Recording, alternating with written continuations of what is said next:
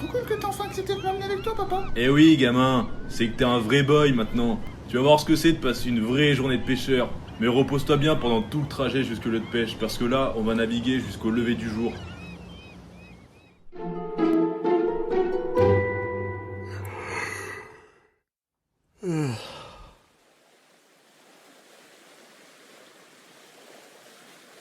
Hello, papa. Mais on est où, là? Alors aujourd'hui, on est dans le golfe de Gascogne.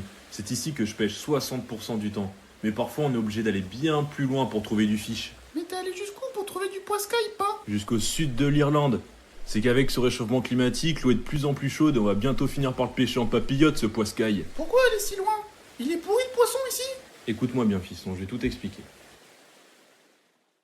Il y a deux catégories de poissons. Les poissons dont le cycle de vie se fait entièrement dans le même type d'habitat et les poissons qui voyagent en fonction de l'étape de vie à laquelle ils sont. Les poissons sont donc très sensibles aux variations des conditions de leur milieu de vie. À cause du réchauffement climatique, la température de l'eau va augmenter en moyenne de 3 degrés dans le golfe de Gascogne d'ici la fin du siècle. Les poissons migrent donc vers le nord en moyenne de 50 km tous les 10 ans. En plus de ça, les eaux s'acidifient et leur niveau augmente. Le changement climatique et les pressions anthropiques exercées modifient la dynamique des océans. On parle de changement global car on a du mal à distinguer exactement les conséquences que chaque facteur engendre. En tout cas, cela nuit aux ressources de l'océan. Mais on peut rien faire pour les protéger? Si, tout d'abord, il faut protéger les lieux de reproduction, d'alimentation ou de croissance des jeunes jusqu'à la maturité sexuelle. Ce sont souvent des petites zones, mais elles ont un rôle très important pour les écosystèmes.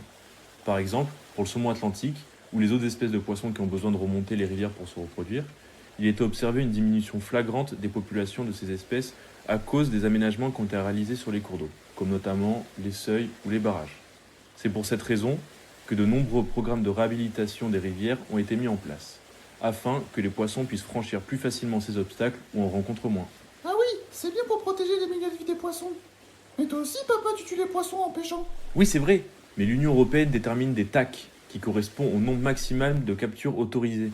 Les TAC sont très importants pour la gestion des populations, c'est pour cela qu'ils doivent être déterminés avec grand soin. D'ailleurs, je crois que c'est bon, je crois que la cale elle est pleine, on a pêché assez de poissons pour aujourd'hui. On remballe.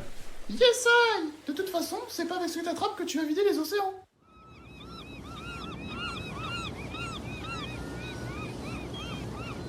Hey yo la daronne, c'était super, on a fait plein de poissons. J'espère pouvoir les vendre à bon prix, histoire que je brasse un maximum de moulaga. Et d'ailleurs, en parlant de moulaga, tu sais que le chiffre d'affaires de la pêche en Nouvelle-Aquitaine est de 175 millions d'euros par an pour 1700 pêcheurs. Mais quel tocard! C'est moins que pour la conchiliculture où le chiffre d'affaires est de 326 millions d'euros pour plus de 3000 employés en Nouvelle-Aquitaine. Chais! Ouah, t'as des sommes, non? J'aimerais bien venir te voir sur ton exploitation. Allez grimpe, je t'emmène. Yeah!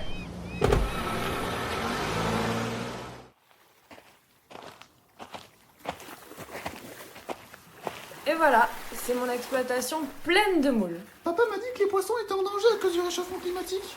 Tu as le même problème avec tes moules? La conchiliculture a réussi à s'adapter et à surmonter les crises connues jusqu'à aujourd'hui comme les maladies ou les changements climatiques. Par contre, si le changement est trop important et que la survie de l'écosystème est menacée, alors ce sera difficile de trouver une solution d'adaptation. Il faudra en particulier surveiller la production de juvéniles car c'est un des points clés du développement de l'ostréiculture et de la mytiliculture. Il n'y a pas de danger alors? Ah si, quand même. Il faut toujours suivre de manière précise et constante l'évolution des facteurs physiques, biologiques et l'évolution des populations. Et puis il doit y avoir une garantie et une sécurité sanitaire importante sur les coquillages. Comme pour la pêche, il faut suivre l'évolution des changements globaux afin de prévoir et anticiper l'accompagnement des professions dans la Nouvelle-Aquitaine.